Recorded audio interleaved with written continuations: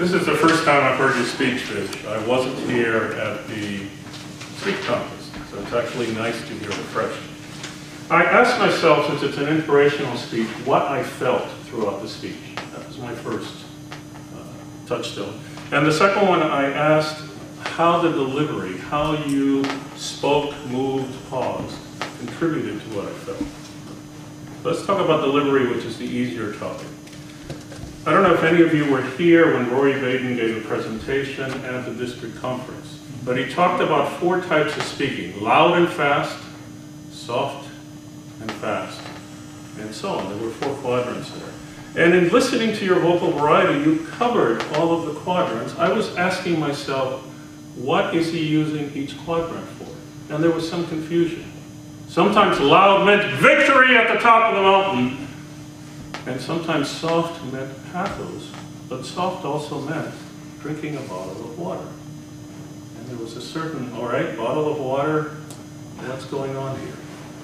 So that's one aspect. The second is about emotion. I had trouble connecting to sadness. I had trouble connecting to sort of the sad, deep emotions. And I also had trouble connecting to laughter. Here's a man who's one of the funniest people that I know, not one bit of laughter in the room. And part of what makes a successful speech is this alternation between deep sadness and release. Deep sadness and release, which is kind of rhythm. So deep sadness for me would have come from explaining what happened in the cholera epidemics, how her relatives were affected, how many children died, how she cried when the children died. That would have brought me deep. And then laughter would have been something like you did at the end, which is, well, here I am in America, having an easier time, and I'm thinking of climbing Mount Washington. That's all I could do in this tragedy. It's sort of a lightening of the mood. And then go into the depth, the difficulty of going up to the mountain, and the feelings and the conflicts that you had internally. I heard a lot of external distinctions. This is what I did, this is what that, but not so much about the internal battle in a deep emotional way. So my 2 recommendations are, think systematically, almost as an engineer, as to what each combination of volume and speed means for you in the speech. And then in order not to confuse the audience, use it consistently. And then tell stories that engage my sadness.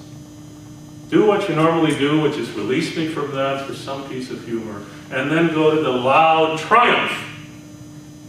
And please end the speech on a loud rising note, because to say at the end, a promise is a promise, is to dissipate the energy that you get built throughout the speech. I found that less than effective.